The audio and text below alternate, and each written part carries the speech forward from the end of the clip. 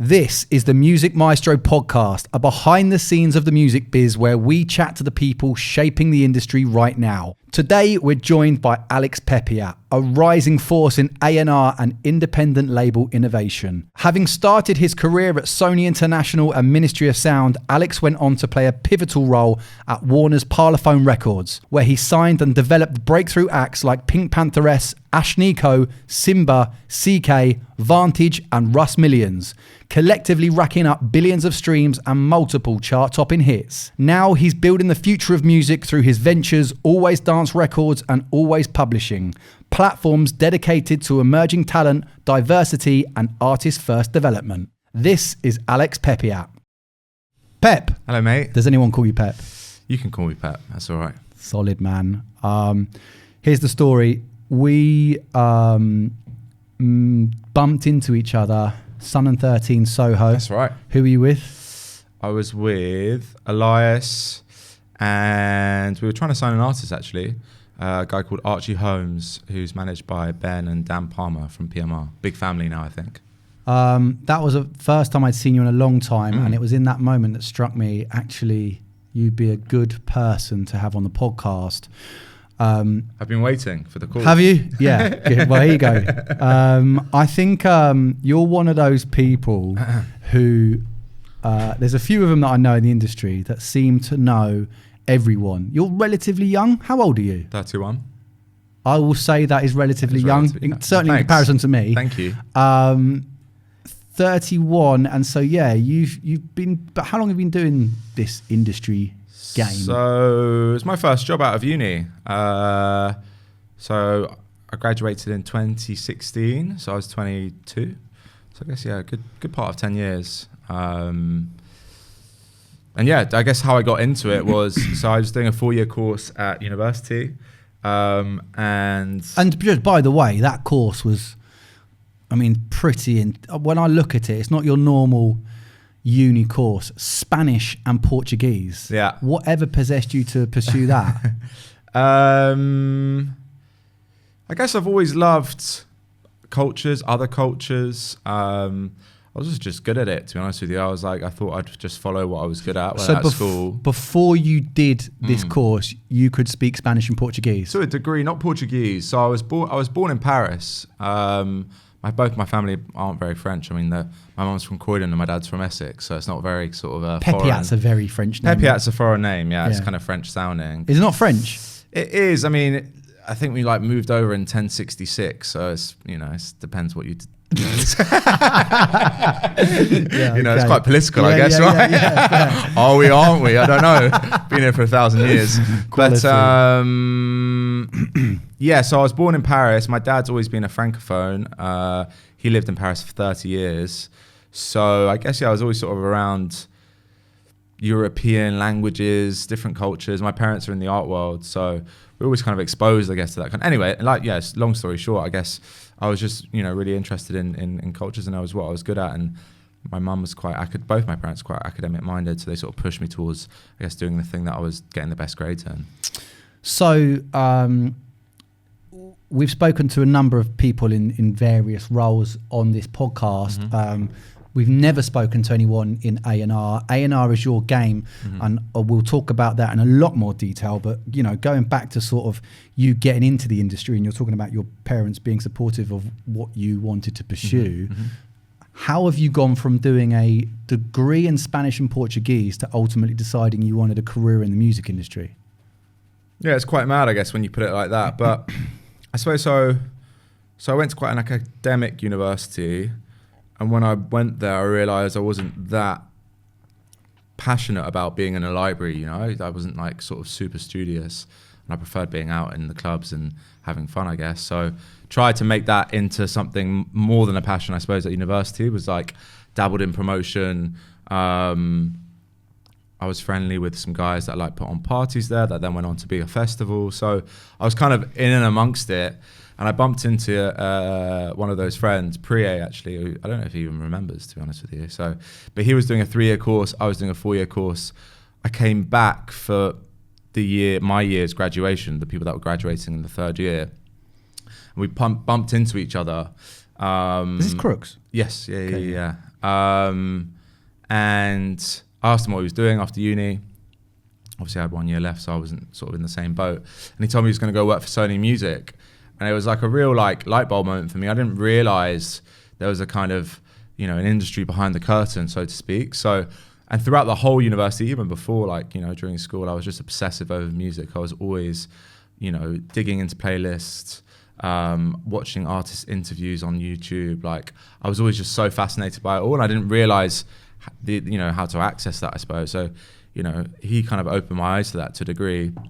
And then during my final year, like, I didn't love my final year. A lot of my mates had already left, and I was kind of ready to, I guess, go out into the real world. And then, yeah, I just applied online. I applied to the Sony Music internship. I applied to Universal and Warner, I think. I didn't hear back from Universal or Warner. And then I went through 12 interviews at Sony. Wow. And they gave me a 3-month internship. It was meant to be for 12 months, but they gave me 3 months at the international promo department. So I guess that was my sort of first foray into the industry. And so that was a 3-month internship. Mm-hmm. So then you go from there to what I'm going to Ministry of Sound. What I want to do here is sort of, let's go through the career. Sure. So from Sony International, Yeah. Ministry of Sound gig comes up. How did that come up? So I guess I was, you know, so I got into the building, was enjoying it. It was quite like, look, it's, you know, as all entry level jobs are, it was quite like repetitive kind of tasks you were having to do, like spreadsheets and stuff, which was, and processing POs. Which was fine, and I guess I did a good enough job, and I really liked both Talita and Sam, who I was working with, and I think Talita's still doing the job now. She's lovely. And they offered me an extension, but I just knew it wasn't really where my heart lied within the industry. So I spoke to the HR lady at the time, Zoe. I don't know if you remember her from Sony. I do, yeah. Yeah, really nice lady.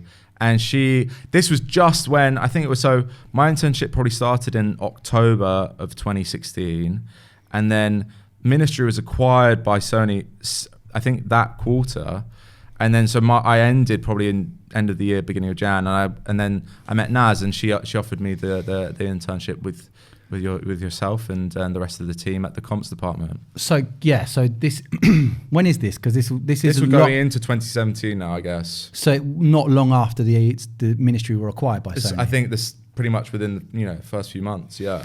And you would do, what was your role at Ministry in the comps team? Good question. No, I was intern. I think I was just intern. Fine. Yeah. How long did you do that for? I think that was for about 9 months, which I really enjoyed. Like lovely team, like you, Joe, Charlotte, Naz. I think that was it at the time. I think it was the 5 of us. It was fun. It was good crack. Like everyone was really nice. Benji too. Sorry. Yeah. No, Benji was like sat next to me. I should have said him first.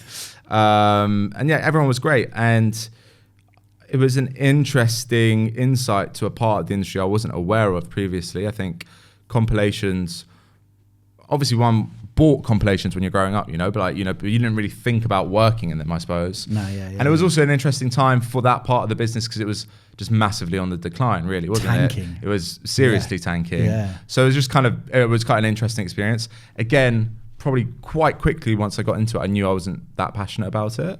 And, I spent half the time doing the internship and the other half of the time, I suppose, just networking within the building and meeting other A&R people, figuring out what that was, stay on top of kind of like current trends, new music, sending tips out to people, trying to get involved as much as I could from the sidelines, I guess. So then that ultimately led to you pursuing something more in line with your passion, A&R, let's say, with Promised Land. So so the internship came to an end. I think Naz actually did offer an extension, which was really lovely of her. I didn't accept just because I thought it wasn't quite where my passion lied. And there was a nice guy called Guy that took over that role. McNamara. Yeah. I think you maybe left by that point. I can't quite remember the timings. No, I can't, to be honest. Yeah. It was towards the back end of the year I left. Exactly. So I was just going around looking for jobs, and I got a lot of no's, probably 99% no's. I was somewhat friendly with Alex Gibson, who is Fred Again's manager now, is Fred Again's older brother. And he was working with Ferdy Unger Hamilton at his publishing company, Promised Land. And to be honest, he just offered me a 1 day a week or maybe 2 day a week, sort of like intern / A&R scout / studio jobby kind of role, like taking out the bins and making sure the milk was in the fridge, but also, sending in tips, just helping out wherever he needed it really across his sort of his bits. And that was cool. I was there probably for about a good 6 months. We were based out of Tile Yard, out of Ronson's old studio, which was beautiful. And it was great. Like, they have an amazing roster. They still do. Like they had an amazing roster, and they're probably even, more impressive now. But it was around when Fred was really on, I guess, his kind of come up, and he's great. He's just, super talented, nice guy. And like, it was nice to sort of be in that kind of, environment, I suppose. So this is now when you're doing your A&R thing, right? Mm-hmm. At least the beginning stages of that. Mm-hmm. Breaking it down, what exactly does an A&R do? So I think the kind of crux of it all comes down to, well, there's kind of different segments. At its essence, I think it's talent scouting. It's like discovering, identifying talent. It's closing that deal. That's such an important part of it. You can find everything, but if you can't engage with the artist, communicate with the artist, and ultimately convince the artist that you're the right person to partner with, then that first part is not as useful. And then the third part is helping making the records. It's like the musical aspect of it.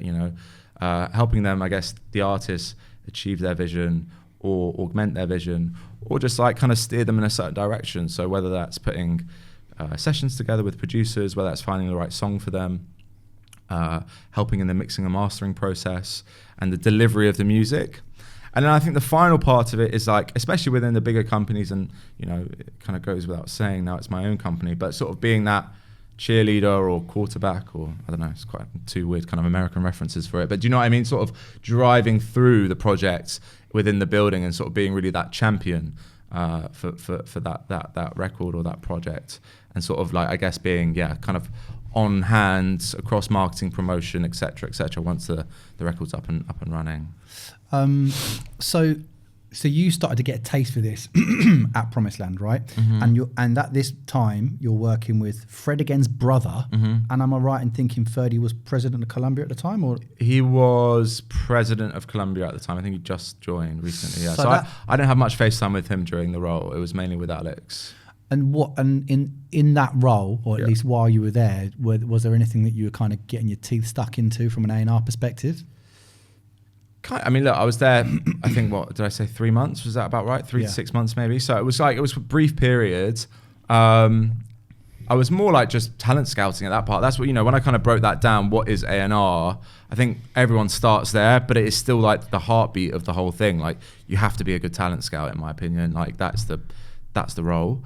And then the other parts, closing a deal, making the music, seeing the project through, those are skills, one acquires, I guess, later down the line in terms of your journey, and skills I'm still refining, to be completely honest. Well, when you say you have to be a good talent scout, what makes a good or a bad what makes a good talent scout? Just going back to your question about Promised Land, like what happened there. There was. I think I was on stuff. I was like, I guess some of that generation where we're sort of like, very kind of fluent to being online, looking for stuff, but very kind of plugged in. And also I like to, get about town, like meet people, like go to gigs, go to like, you kind of, that's an important part of that information flow. Anyway, I remember a friend of mine put me on to a director who I thought was really cool. And he shot a video with a girl called Celeste. And I was like, just like, so like awestruck by her voice. I was like, she is amazing. So then really like probably a bit above my station, I like organized a meeting with the manager kind of on behalf of Promised Land. And that was cool. Like, I think that was taken like somewhat seriously, but it didn't pan out. And I still think she's an incredible talent. And I know she's coming out some new music. So that was a nice memory, I guess. So let's go back to talent scouting then. What makes a good talent scout? I think everyone's got different approaches. Like there's no one size fits all with any of those things that I've talked about. I think everyone's got their different styles and different ways of approaching things. Mine is I like to be across everything as much as have as much information as possible. I.e. I try and even today spend 2 hours a day searching for music, looking for music online, speaking to people, calling friends, calling people within my network to discover information. And then once I have all that information in front of me, I can then whittle it down using things, especially in today's age, even back then, using data, using metrics, figuring out if there's, if I hear something and I think it's brilliant and I look at the data and the data's telling me other people think that too, that's great. Sometimes you might just think it's brilliant and you're on your own. You might be the very, very early, but nowadays we can see so well that other people are also engaging with it to a degree. That's just a sort of a boost of confidence that your kind of gut feeling and your taste is right.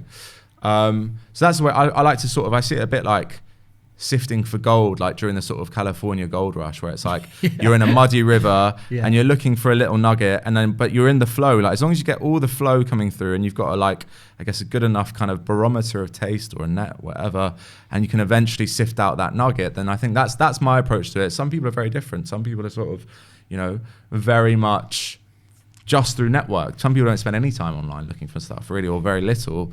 Might be calling lawyers, calling managers, being in that scene. Some people just focus in the live space and sort of are sort of constantly going to gigs. So everyone's got a different approach. There's not one size fits all to any of these things I'm talking about. But that's the way I try and do it. And sort of, as long as I have everything in front of me, I trust myself well enough and my taste well enough to sort of try and hopefully pick the winner of the bunch. Okay, so having done a brief period at Promised Land, your career probably really kicks off then when you join the Warner or Parlophone Records team, right? So how did you make that jump from, I guess at this stage you've had little experience in A&R, but all of a sudden you're landing an A&R role at a proper decent label. Definitely. So how did that come about? Yeah, I was lucky, I think. I was being paid for 1 day a week's work at Promised Land, so it wasn't enough to get kind of make do. Luckily, I was living at home at the time, and I could kind of make it work. But I was constantly out there looking, I guess, for more of a kind of substantial role, because I don't think at that time, at least, that kind of existed within that company, which is because they were sort of still in their building blocks, which is fair enough. So I met a lot of, I guess, A&R managers, senior A&R managers, head of A&R, that kind of level of kind of A&R executive. And, I just go to them with tips and kind of hope to strike up a relationship of sorts. And I met Elias. Someone introduced us. I can't remember who. Elias Christides. Yeah, Elias Christides.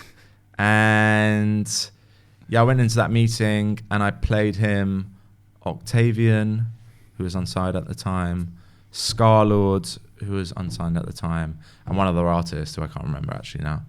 And I think both those first two artists are really interesting, and he wasn't aware of them. So I guess naturally he thought, well, if this kid knows about stuff that I don't know about, that's good, then we should probably try and offer him some sort of role. So again, I think when that started, I was again on a really low wage, and it was like a kind of consultancy. But then quite soon after, we and we're still very close friends, and we're business partners now. So that kind of scaled upwards quite quickly, and I think within a few months I was full time. You did 5 years at Parlophone? Roughly speaking, yeah. That's a weighty period of time at the label, but obviously, this is massive because you're now at a major label, and during your time here, there are some notable achievements. Thank you. One artist in particular that stands out when I look at your, I guess your history of signing, PinkPantheress. That's huge. Can you talk us through the process of discovering, signing, and the rest of it? Absolutely. So this is sort of peak lockdown. So this is 2021. I think we're going into the second wave of it. So everyone's sort of fatigued, and we're all working from home. We've been working from home now for almost a year. And it it was weird because like I guess going back a bit, like I had my first real success as a standalone A&R person during lockdown. I'd inherited Ashnikko as a project, and we'd worked together on some of the Demi Devil stuff, and she was quite, you know, I mean, they gave her to me as a project because she wasn't in a great kind of, she wasn't super hot at the time, and her A&R person had left. She then had a viral moment with Stupid. That was just before lockdown, and that was exciting. That was like, whoa, like I could start to see the machine whirring a bit, I guess, you know, like global teams getting involved and, you know, doors being unlocked, which was fun. And that kind of gave us some good momentum to go into her album, which came out sometime of 2020, maybe summer of 2020. So that was fun. I then had my first real hit that I signed pop off in about like May 2020, which was Simba Rover, which was big. So I was kind of already in a bit of a run, but it was all not in person. It was quite like a strange sensation, I suppose, to start having your sort of the things you're dreaming of or like, you know, aspiring to have behind closed doors. So anyway, I was just constantly online. Like I'd wake up, to be honest with you, I'd like have really odd hours. I'd like wake up, I'd go to bed at like 3 a.m, wake up at like 9:30, 10 a.m, and just get straight onto my laptop because I like to work late, start the day, whatever. Like because you could do that at that time, right? You had lots of flexibility. So I remember waking up, getting onto my laptop probably about 9:30, and then so there was an in-house data tool that we had called Sodatone, that a lot of people at the time weren't taking that seriously. I think a lot of people, there's a big resistance. Well, not a big resistance. There was somewhat of a resistance amongst the A&R community to kind of embrace new technology to help you discover talent. But I was all for it. Like I thought it was fucking amazing. Like I was like, why not? Like you know, that's what I want to do. So if there's anything that can help me to find new talent, I'm game for. You know. So they sent a company-wide email out with their top finds of that particular day or that particular week, one of them being PinkPantheress. So everyone received the email at the same time. I imagine, at least. Maybe it went to some people's junk or whatever. I don't know. I'm not trying to throw anyone under the bus. But I'm pretty sure that's you know, was company wide. Maybe it was specific to our label. I don't know. Anyway, I received this email and I instantly went onto the SoundCloud and I thought it was she had 3 songs out. One was a Michael Jackson cover or interpolation that we couldn't end up clearing. The other one was Pain, and I think the other one was called Waste. But Pain's was just such a massive. I just heard it. It was like 1 minute 26 or something, like mental, like, and yeah, it's just such a hooky song. I just was really, really taken by the song. I was just like, when I find something, I'm like. And I listened to it like 10, 13, 14. I'm just like, whoa, like it was really immediate. So I was so excited because I think we had A&R later in the day. And I played it and I got an overall positive reaction in the room. Like mixed bag. There was 1 or 2, and I'm not going to say who are definitely not sure. And then look, to that, you know, to everyone's credit, it's really difficult via a Zoom meeting when you've got emails popping up, your WhatsApps, probably like, I don't know, your dog's in the other room, do you know what I mean, barking, to engage with the music. And that's why it's, it's difficult now. I would, until recently, I was doing my A&R meetings online, and it suffers because it's awkward. Like Zoom's awkward as it is. If you're playing and presenting music and everyone's just there, like sort of bobbing their head or off camera, even you can't see people's reactions. So that doesn't really matter. And like, you know, I've missed loads of stuff in A&R meetings. So, but anyway, I said to Elias, I was like, I really, really think this is special. I really, really want to sign it. So I messaged her on SoundCloud, just like, hey, like my name's Alex. I'm an A&R, Parlophone. I really love your music, would love to meet.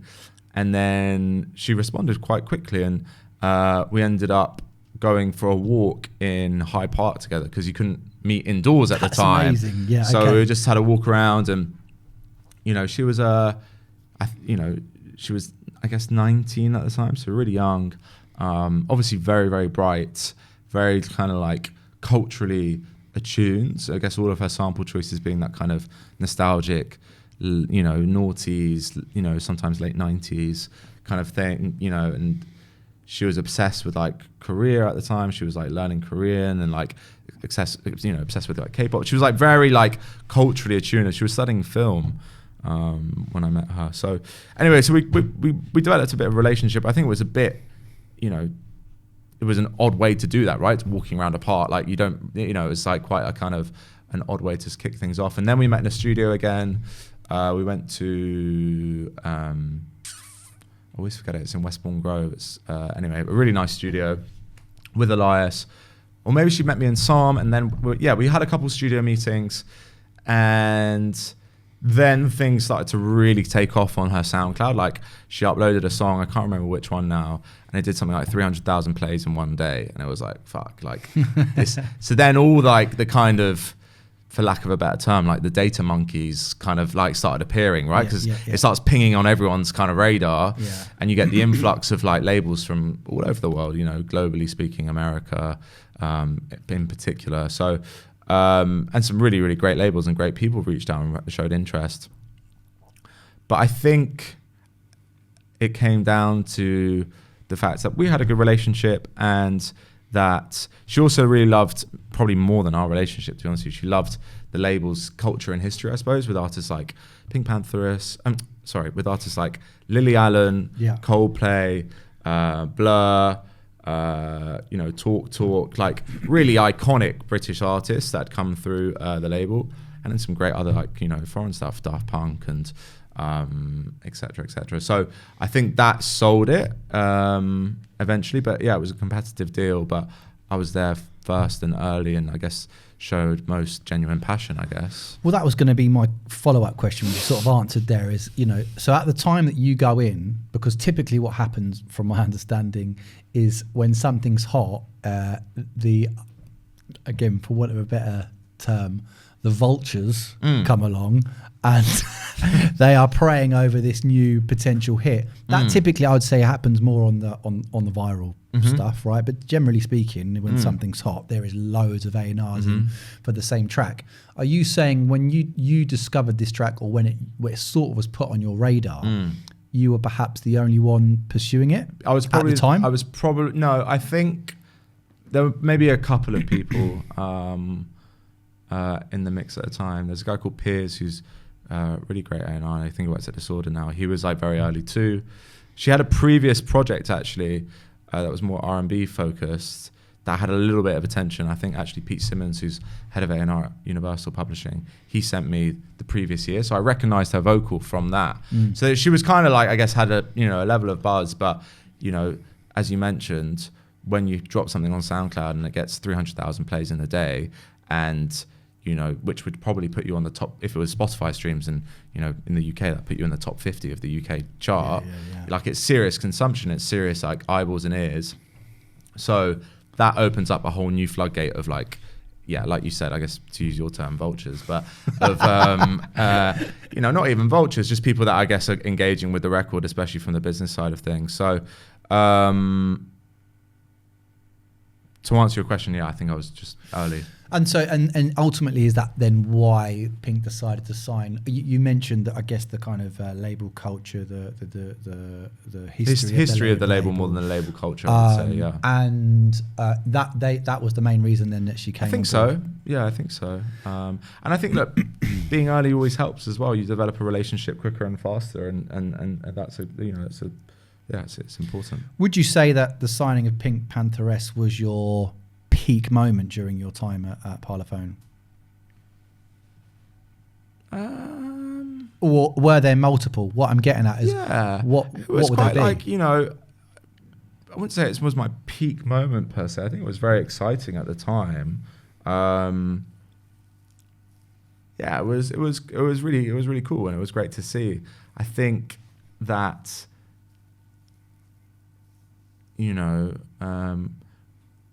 it feels like a long time ago now, to be honest with you. So like, when I think about my peak, I'm like, that's yet to come, I hope. Do you know what I mean? Yeah. So I'm talking about your tenure there. I guess when you look back at your time at Parlophone, what are the moments, and it's plural, it can be plural, where you think, wow, like that was. I think going to massive. The Brits with Simba was really fun. Like that was great. Like him being nominated for Single of the Year, I was really proud of that. Like, and that was that moment where I was like, I felt like I first kind of really could see like, oh, like something I thought was really great has ended up being nominated for a Brit Award, and that was cool. So how did you discover Simba, Rover? That must have been the winter 2019. So we're going into COVID now. So December 2019. I think I've been at the label now for about 18 months or so. And I was starting to get an itch, and I'd signed some stuff, and like some stuff was cool. Like I signed a really cool artist called I Didn't See That Engine, as my first signing, who was part of the Nigerian Alte scene. And we managed to get Ray to feature on the record, and it's like it's a bit of like a underground kind of like sleeper kind of like hit within that scene. So that was fun. I did a few other bits and bobs, like I was working on stuff, but I didn't really kind of like had anything to show for my 18 months. I felt like, A&Rs is very much a results driven business. And I felt like, not that I was overstaying my welcome, but I felt like if I didn't put something on the boards within that next 12-month period, then they would be well within their reason to get rid of me, because it's like, you're taking up space and head count and it's not bottom line. Yeah, exactly. Well, yeah, basically, yeah. Like you're not there. I'm not there just to sit and listen to music. Do you know what I mean? You've got to provide value, I think. So I was really dedicated on like finding that thing. So I went back into the office on the 27th of December. I did Christmas boxing, and I was like, I'm going to go back in. It's a bit jobs worth. I know, looking back on it, it's a bit lame, but do you know what I mean? No one there at all. Dark and cold. So it's a bit lame, but I was like, I really want this to work. So I did that. And at the time, that Rover was number 3 or 2 on the UK Viral 50, which is, the viral playlists are really interesting, and they're kind of a precursor often to like things going on and being more successful. So I saw it, I listened to it, I thought it was great. I was like, in my head, I was like, this feels like a hit. It feels like it a bit belongs to maybe a year or two ago when Afro Swing was massive, but I was like, this sounds great. Met him and his manager Raf, who are lovely, and like we got on really well, and we did a deal together. We did sign him for a mixtape and an option, and yeah. So I remember then we went away. Well, not we went away. Then COVID hits March 2020, and it's like the record's bubbling. We're working on a follow up, but everything's a bit fucking mad. You know what I mean? 'Cause, like the world's ending pretty much. And I remember on the last day of the office before the pandemic hit, Raf ran into the office and was like, Alex, you won't believe it. Like, we're like going super viral in Fiji. Like, we're climbing up the charts in Fiji. And I was like, mate, I was so confused by that. I didn't know how to respond. Yeah. And also on the brink of a pandemic. So I was like, oh, that's cool. Like, it was a bit kind of, unexpected. And then that just took off. It kind of started, the viral trend was started by like Fijian, I guess that's the way. I'm not entirely sure.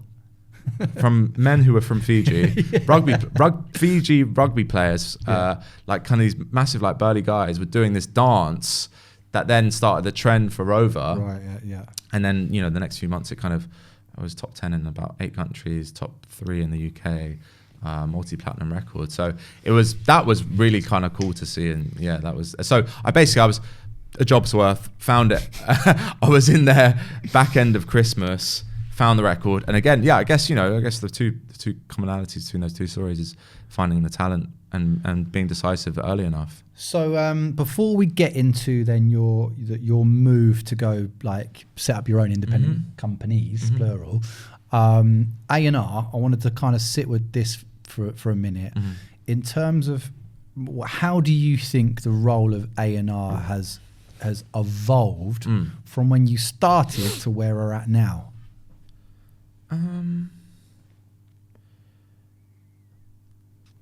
I think a lot of it, there's an essence to it which we just talked about, which is about identification of talent, closing the deal, and helping the artists make their music.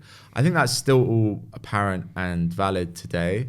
I think there's been a huge shift since that kind of era when I was probably in the major to now, which is like very much has been, at least until maybe, these things change, but there's been a huge emphasis on finding quick wins, and a lot of that comes from a viral space. So, I was lucky to spend time with Elias and other A&Rs that were older than me and more experienced that would take me to the studio or mix records together and sort of learn the craft of it, because there is a craft, like, you know, being able to like take a record from 80% to a smash, or to 100 miles an hour, 100%. That's a real art. And like, I was lucky, and I didn't, you know, arguably I'd like to, you know, engage more with, like, you know, spend time with more, you know, experienced A&Rs in the studio. So I think that's it's like being a director almost, like, it's, you know, it's a real skill.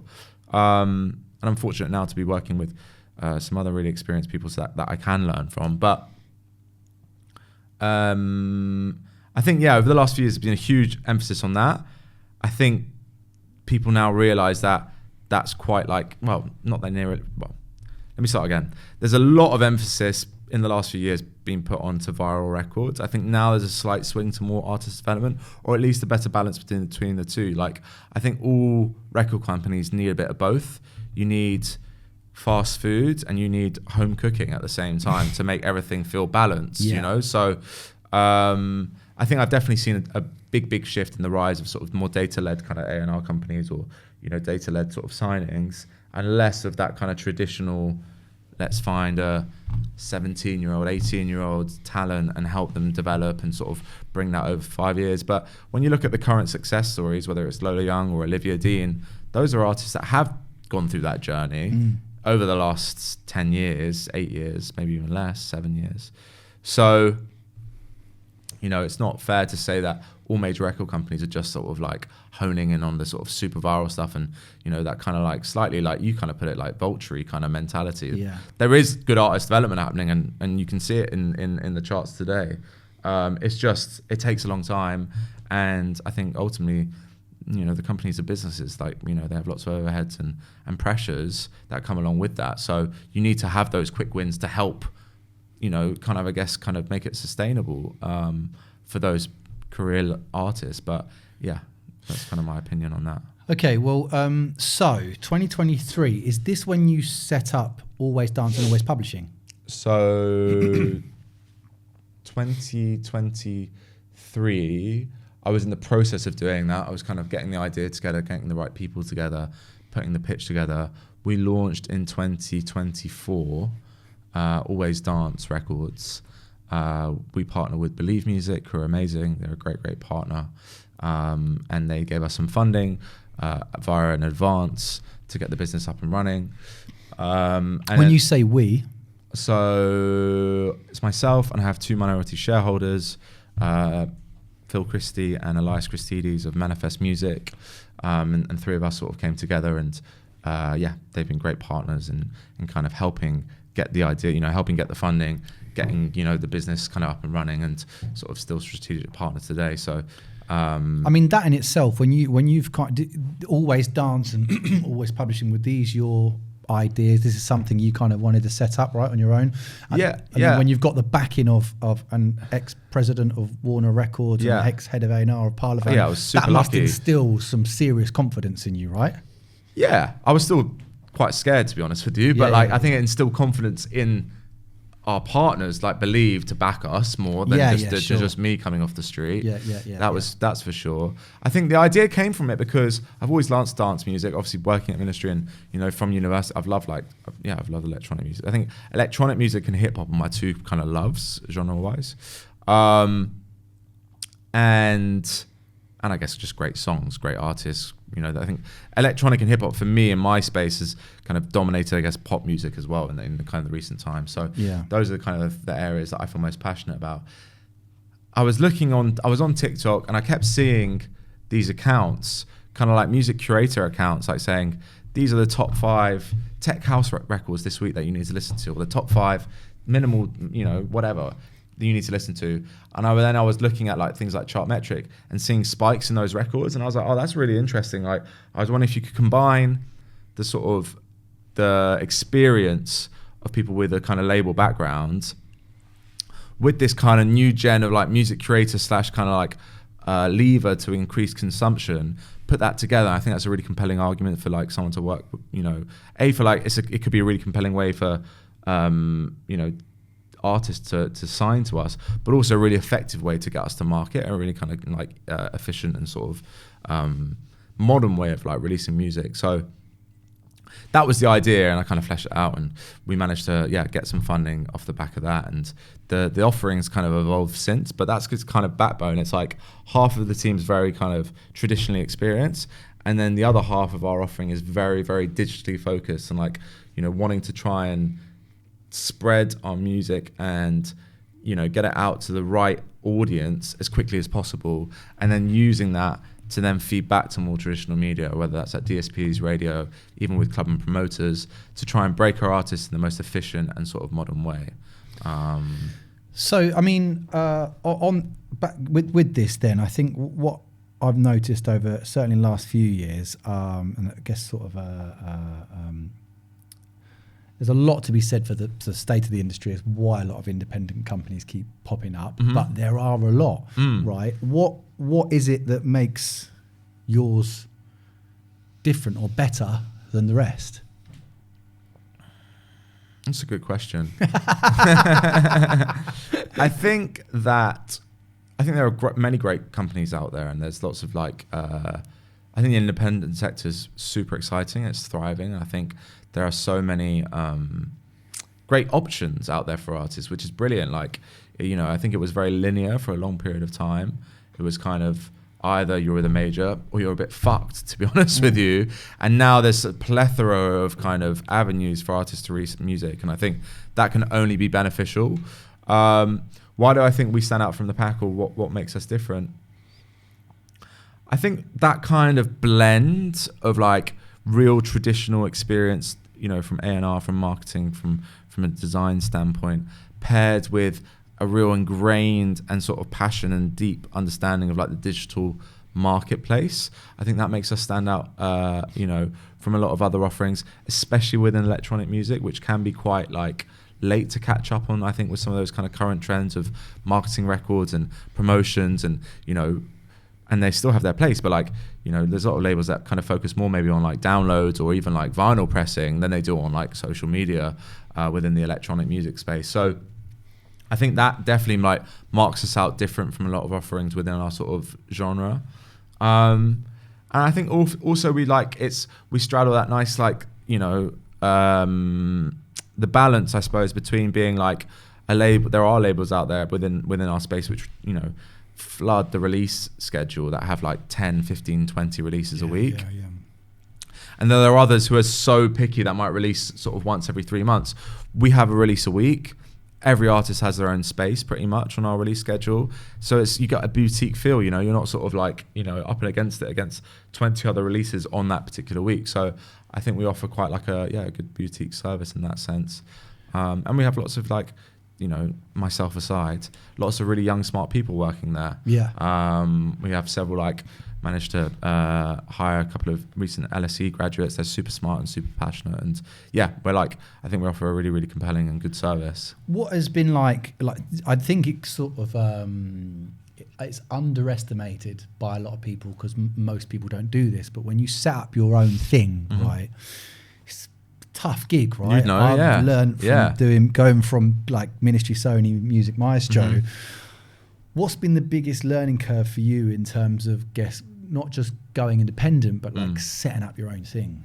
Do you know what? I was really lucky. Like my older sister, who's also probably my best friend, if not, one of my very, very, very close friends. We're super close. She's a successful entrepreneur. She has her own fashion line. So I was lucky to have her to lean on a bit, to like learn stuff, like, because she went through it. She started her business when she was 22, 21. And she had like 7 years or 5 years at least in her bedroom slogging it. And then they sort of scaled upwards. And now she has like a team of probably about 15, 20 people. And it's like, you know, she's really killing it. So I was lucky to have her. I think the biggest... I've always been quite self-motivated, but I think, you know, having to get up every single day and just be like, I'm doing this, and like I've got no one to, you know, I've got no boss to answer to, kind of thing, was a big transition. Yeah. It's something I really enjoy and something I really value, and it's something I don't think I would find it difficult to transition back into the other way. Yeah. That was, you know, quite a stark transition. And then I think probably a lot of the sort of like more like financial, legal side of things was a big learning curve, you know, like tax and sort of like, do you know what I mean? That. Yeah. Even and the like, basics are like, for real. And, you know, cash flow and Totally. figuring out like how much money we have, how much we have to spend, you know, and especially when you're just sort of like, you know, burning cash basically, it's quite scary to begin with, you know, because you, especially within the recording side of the business and publishing, you have to spend to accumulate. You can't like, it's an expensive business to start. So that's was quite frightening. Okay, let's go back to dance music. You this is kind of, and you mentioned hip hop, but dance, you always dance presumably as dance records. Always dance. Yeah. Makes sense. Who do you as an A&R who's, you know, meant to have a little bit of a view around the corner? Sure. Who do you think's gonna pop off either during for the remainder of this year or looking into 2026? I guess it depends what your definition of popping off is, Mr. It's a good question. That's a good counter. That is a very good counter. If we're talking about the next Calvin Harris, we're talking about the next. I don't know. Bicep. The next. You know, there's different kind of you know, as you know. Here's how I'll look at it. Yeah. Who's that next dance artist that probably the likes of Radio 1 are going to start getting behind? They did it with. So they did it. I remember them doing it with Josh Baker. Yeah. Like who is round the corner for us in terms of the next dance breakthrough? I really like these guys called Ruse that we put a record out with a few months ago. I think they're brilliant. Two lads from the Midlands. I think they have a really interesting style. Like they've got a great following. Like they feel like they're kind of bubbling in all the right places.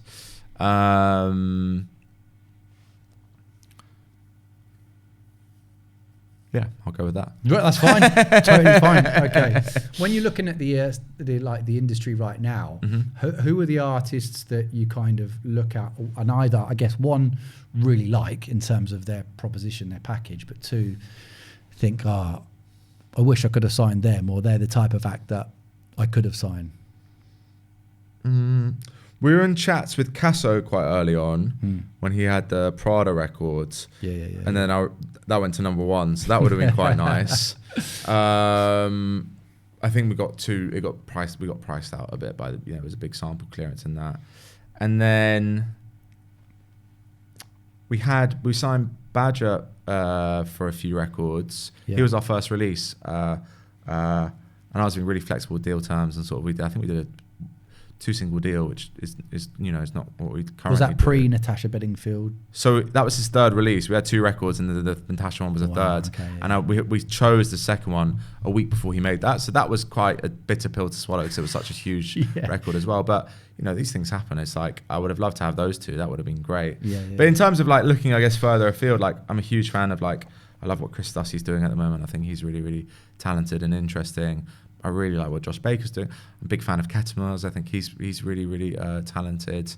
I guess label-wise, like, you know, there's lots of great other like independent labels out there too. I think 360 are doing a great job. I think Disorder are doing a great job. You know, so I really like Steel City Discs as well, Ketamers label.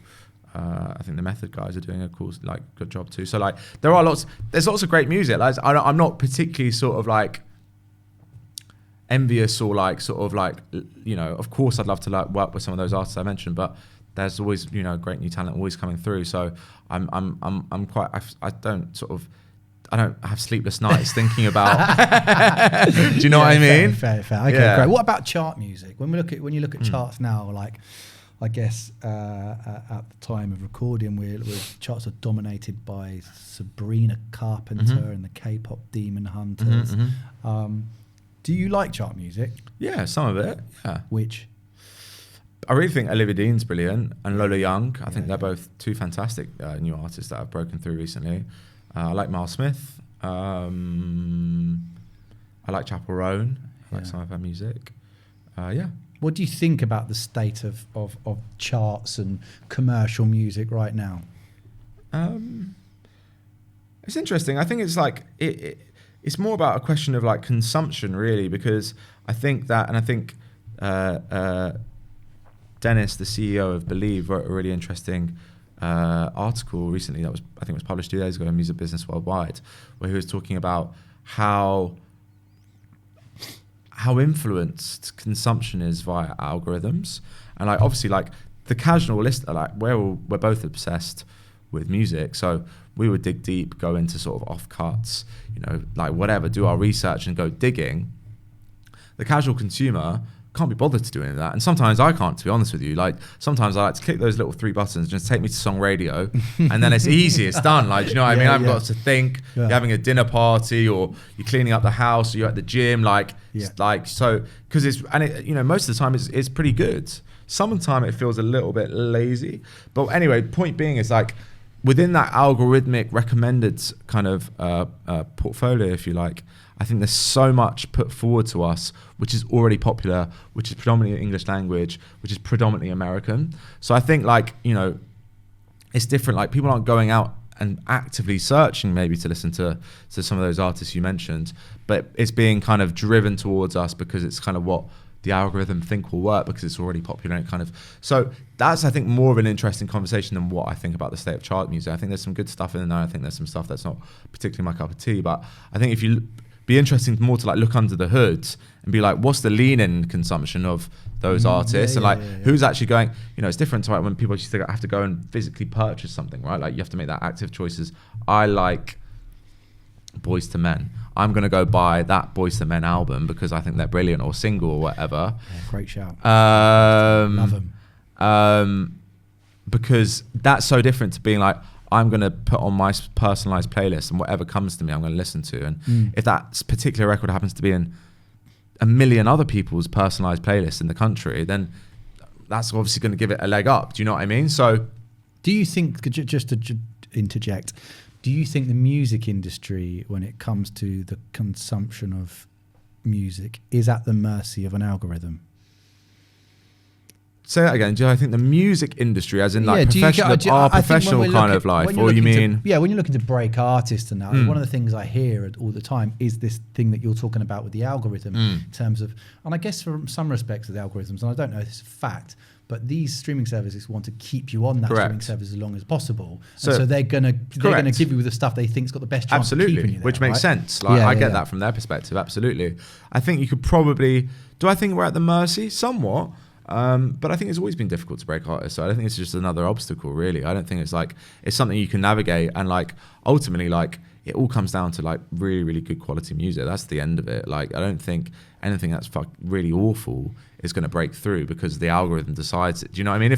If you get suggested something that's shit, you're gonna skip it, aren't you? So I mean, that's the crux of it. I have heard some dodgy tunes become a hit that have done well on things like TikTok. I'm not gonna lie. So I think sometimes you get like those novelty type tracks, right?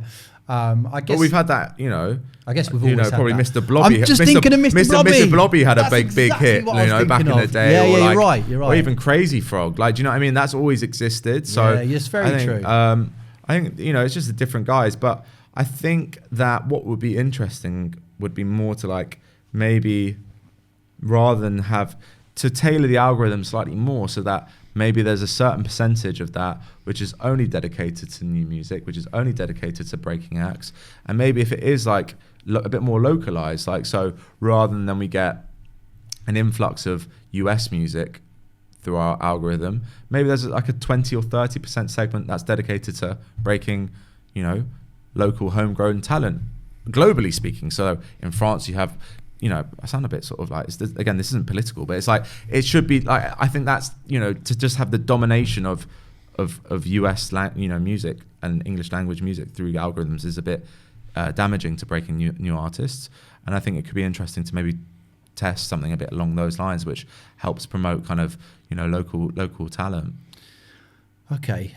We haven't got long left. So, I want to finish on your favourite song of all time. But before that, I guess maybe we don't have to talk about this, but in terms of Always Dance, Always Publishing, what are you trying to achieve? What's the end goal? What are you looking to do next year and beyond? I think more of what we're doing. Like I think we're working with really talented, developing new artists, helping them hopefully maximize their sort of opportunities at streaming, at radio, helping them kind of build their careers. I think that's really exciting. I think long term, the publishing company is quite a new venture, and like I think we're going to do something of a similar ilk. I think long term, like the dream's to find the next Daft Punk and work with an artist like that. Really, I think that's still the reason that I think a lot of us that work in the music industry get out of bed every day, is to kind of have that moment with that kind of generational talent. And then part of it's just staying in the game as well. Do you know what I mean? Like making sure we don't go bust at any moment. So that's a big hope as well, to make sure that we carry on and we can carry on as an entity. So it's a mix of those kind of things, balance of the two, I guess. It's we've got to keep the business going, got to keep it kind of moving and signing the right things, and training our team to be bigger and better, I guess. And then still on the hunt for that generational talent. I think long term, that's what I would love to look back upon and build a really, really exciting kind of catalogue of music that we've worked across over the next 10 years. Is there anyone from your camp that should be on our radar?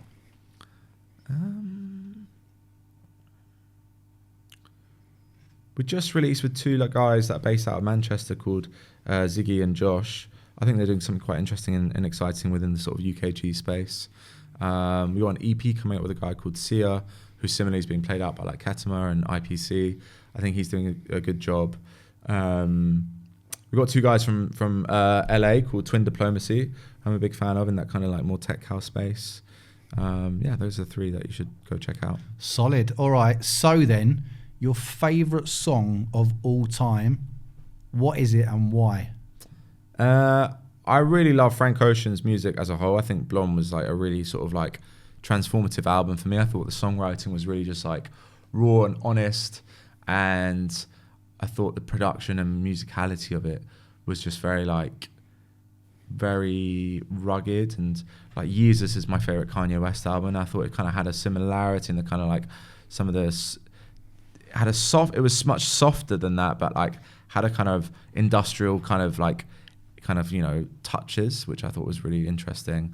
And I think it was that album was a lot about his life, but a big part of it was about his sexuality and sort of him coming out as a gay man to a large degree. And I thought that was just really vulnerable and interesting, and I think vulnerability is an emotion that we can all relate to. So from that record, Ivy's probably my favorite song, and is definitely up there with one of my favorite songs. It's difficult to choose one. It is difficult, I will. But that just lyrically, I just thought it just really encapsulates. I would have been 20. I think it came out in 2016, so I would have been 22. So barely a boy. Figuring it all out, as I probably am still, but definitely in terms of love and emotion. And I think it was just a real it really encapsulated how I felt about love at that time, and to a large degree to how I feel about it today. So it's that kind of dichotomy between love and hate, and how you can fall in and fall out of love, and how you might not see it coming, and how it just hits you a brick wall. And I thought it was just really beautiful. And again, on the production level, just that distorted element to it, how the sort of you can hear the guitar being unplugged at the end of the session and the crashing noises. I thought it was I think it's a really beautiful song. Frank Ocean, Ivy is your favourite song of all time. And that's it, mate. Thank you. Wicked. Thank you very much. How have you found that? Yeah, good. Yeah? Thanks, guys, Happy with how that's all gone? Yeah, it was fun. How was it your side? Listen, I'm very happy with that, and I think we've got a solid insight into the world of A&R. So, Peppiatt, thanks very much. Pleasure. Thank you for having me.